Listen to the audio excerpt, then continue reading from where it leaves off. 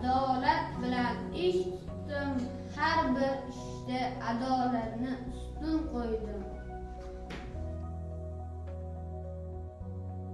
Kengash bilan qaror qildim, donishmandlar bilan maslahatlashdim. Intizomni saqladim, tartib-qoidaga qat'iy amal qildim.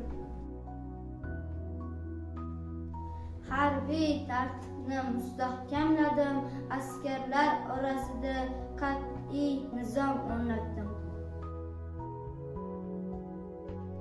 Sodiq insonlarni qadrladim, vafodorlarni rag'batlantirdim. Xiyonatni kechirmadim, sotqinlarga qat'iy jazo berdim. Xalq manfaatini himoya qildim, xalq farovonligini birinchi o'ringa qo'ydim.